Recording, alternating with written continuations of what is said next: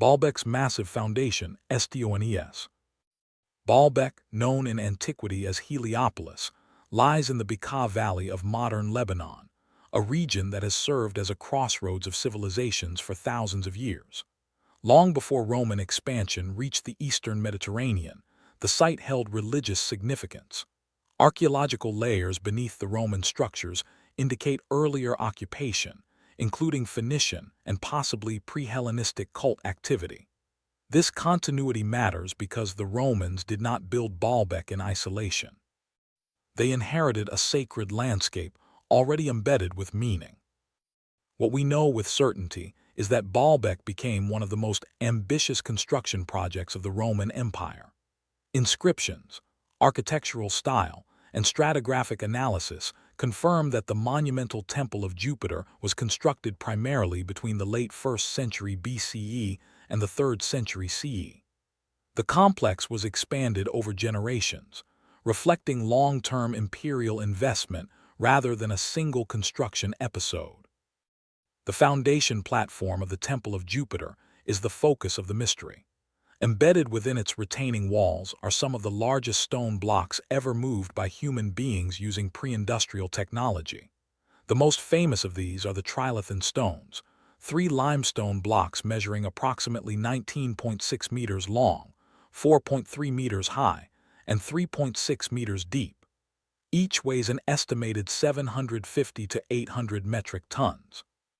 These measurements are not speculative.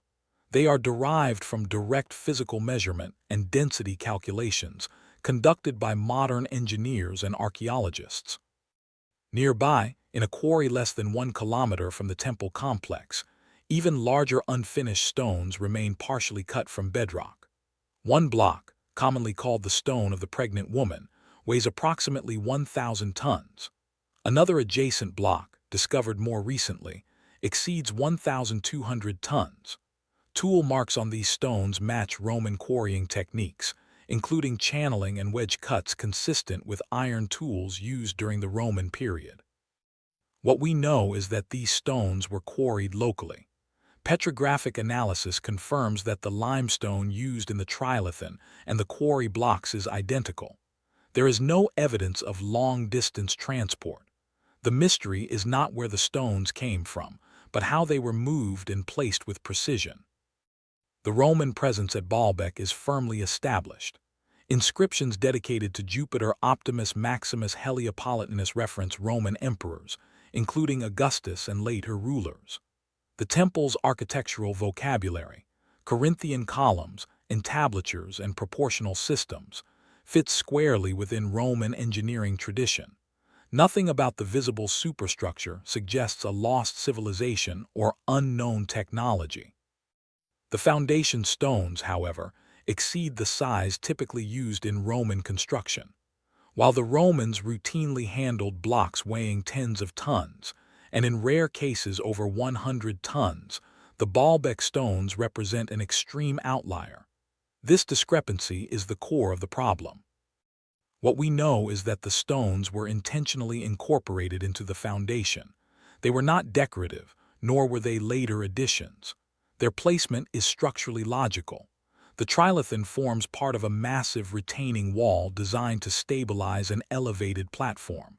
The stones are tightly fitted, level, and aligned with remarkable precision. This was not experimental or careless construction. Roman engineering manuals do survive, including writings by Vitruvius, who described cranes, hoists, pulleys, and construction logistics. However, none of these texts describe moving blocks anywhere near the scale seen at Baalbek. Roman cranes, even in compound configurations, could lift at most 60 to 100 tons under ideal conditions. Vertical lifting of an 800-ton stone was beyond their capacity. This leads to an important distinction. What we know is that the stones were not lifted vertically using cranes. What we do not know is the exact horizontal transport method used. Roman engineers were masters of earthworks. They built roads, embankments, and ramps on massive scales. Archaeological parallels exist for dragging large stones on wooden sledges across prepared surfaces. Experimental archaeology has demonstrated that heavy loads can be moved using teams of workers, lubrication such as water or oil, and controlled gradients. These experiments, however, typically involve weights far smaller than the Baalbek stones. The terrain between the quarry and the temple slopes gently downward. This geographic fact is significant. It suggests that gravity may have been exploited during transport. A prepared earthen ramp could have allowed stones to be slid downhill rather than dragged uphill. What we do not know is whether such a ramp existed, as no physical trace remains. Earthworks are among the least archaeologically durable features. The precision of placement raises further questions. The trilithon stones were positioned several meters above ground level within the retaining wall. This implies not only transport, but controlled elevation and alignment. One plausible scenario involves gradually raising the surrounding earth to the level of the wall, sliding the stone into place horizontally, and then removing the fill. This technique is known from other ancient contexts, though never on this scale. What we know is that the Romans were capable of long-term planning. The Temple of Jupiter took centuries to complete. There was no urgency requiring rapid placement of the largest stones. Time, manpower, and imperial funding were available. What we do not know is how many workers were involved, how long each stone took to move, or whether multiple failed attempts occurred. The decision to use stones of this size remains unresolved. Structurally, smaller blocks could have achieved the same load-bearing function. Some scholars argue that the massive stones provided seismic stability in an earthquake-prone region. Others suggest symbolic motives, projecting imperial power through scale alone. Both explanations are plausible, but neither can be proven conclusively. Importantly, there is no evidence that the trilithon stones predate Roman construction. Earlier theories suggesting Phoenician or prehistoric origins have been rejected based on stratigraphy, tool marks, and architectural integration. The stones are Roman-era work, executed at the limits of Roman engineering capability. What remains is a gap between capability and documentation. The Romans demonstrably moved the stones. The stones are there. The quarry is there.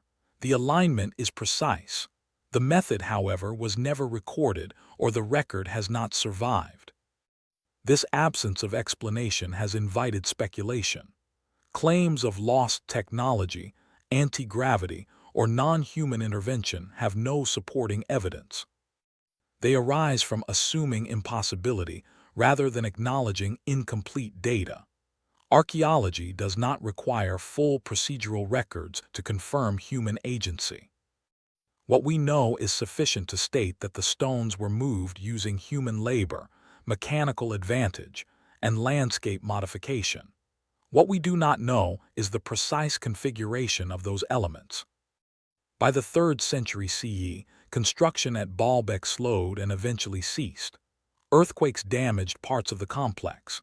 The site was later reused, fortified, and partially dismantled. Over time, knowledge of its construction faded. What remained were the stones themselves, silent evidence of an engineering achievement without an accompanying instruction manual. This is where the mystery properly resides, not in fantasy, but in the limits of surviving evidence. The unresolved question surrounding Baalbek's massive foundation stones is not whether they were moved, but how Roman engineers accomplished the task within the constraints of known technology. The stones exist, their dimensions are measurable, and their integration into the temple platform is deliberate and precise. The challenge lies in reconstructing the process using fragmentary evidence. What we know is that Roman engineers preferred solutions that relied on mechanical advantage rather than raw lifting power. Roman construction emphasized leverage, friction reduction, incremental movement, and extensive preparation of terrain. This approach is visible across the empire in road construction, aqueducts, harbor works, and large-scale earth-moving projects. One of the most widely accepted hypotheses for transporting the Baalbek stones involves wooden sledges pulled over prepared surfaces. Ancient reliefs from Egypt depict stone blocks moved in this manner, sometimes with water poured ahead of the sledge to reduce friction. Experimental archaeology has confirmed that lubrication significantly lowers the force required to move heavy loads. While no experiment has replicated the movement of an 800-ton stone, scaled tests demonstrate the underlying physics. What we know is that the quarry lies slightly uphill from the temple platform. This gradient is gentle but consistent. If a controlled descent was engineered using compacted earth ramps, stone could have been slid downhill rather than dragged across level ground. This would have reduced the force required while increasing the need for precise braking and guidance. What we do not know is whether wooden rollers were used. Rollers are often imagined, but they are less effective under extreme weight because they crush, shift, and create instability. Most engineers consider sledges on prepared tracks more plausible for loads of this magnitude. Capstans and winches may also have played a role. Roman military camps used capstans extensively to tension ropes and move equipment. Anchoring multiple capstans along a route could allow coordinated pulling and controlled descent. However, no archaeological remains of such devices survive at Baalbek, and organic materials rarely preserve. Another unresolved issue is workforce scale. Roman construction projects could mobilize thousands of laborers, including soldiers, local workers, and enslaved labor. Estimates vary widely, but moving an 800-ton stone may have required several hundred workers operating in shifts over extended periods. This was feasible within the Roman imperial system, but no records specify numbers. Placement presents an even greater challenge than transport.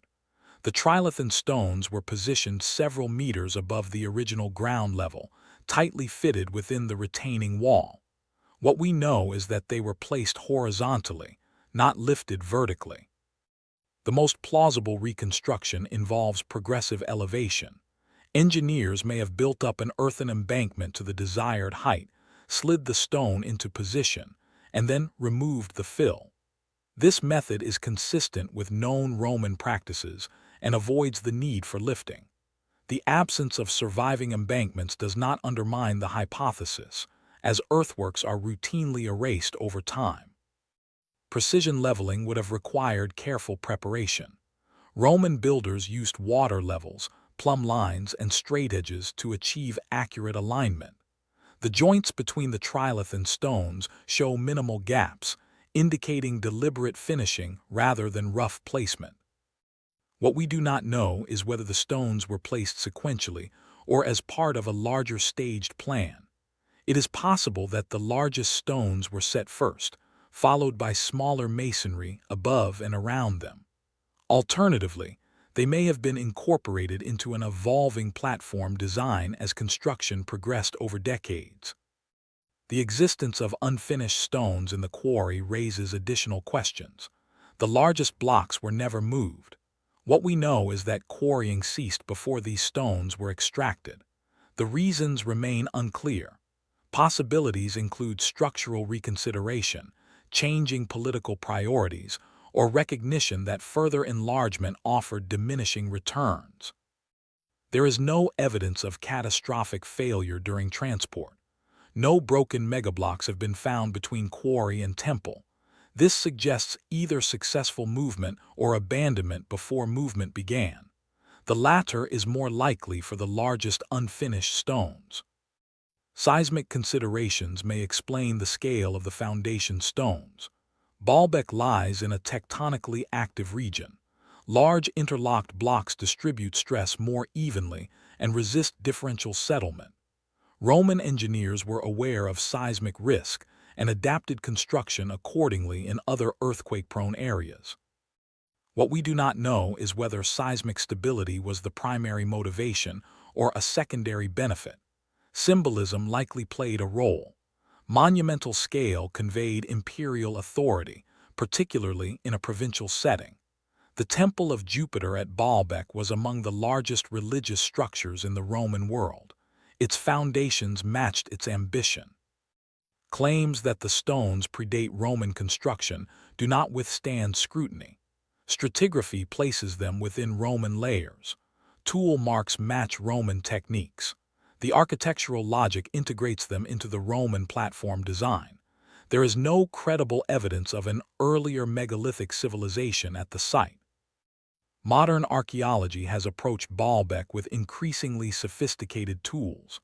Laser scanning has documented stone dimensions and alignment with high precision. Geological analysis confirms quarry sourcing. Geophysical surveys have mapped subsurface features, though urban and historical disturbance limits clarity.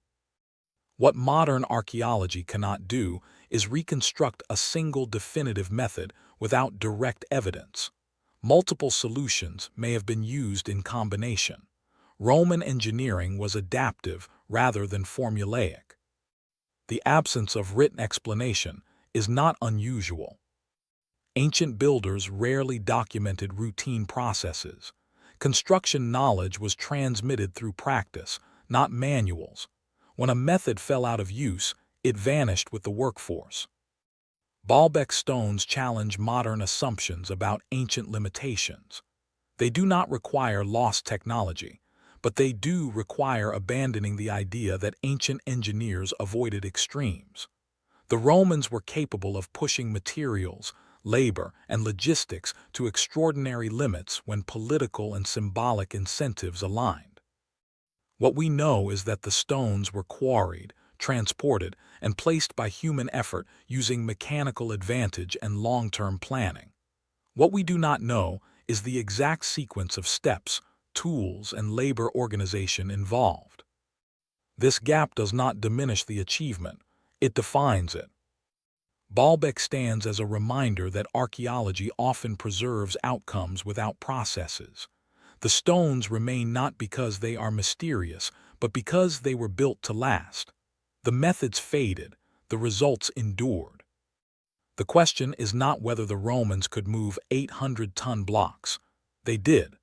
The question is how far human ingenuity can be pushed without leaving a written trace. Until new evidence emerges, the most responsible conclusion is restraint. The stones represent the outer boundary of documented Roman engineering.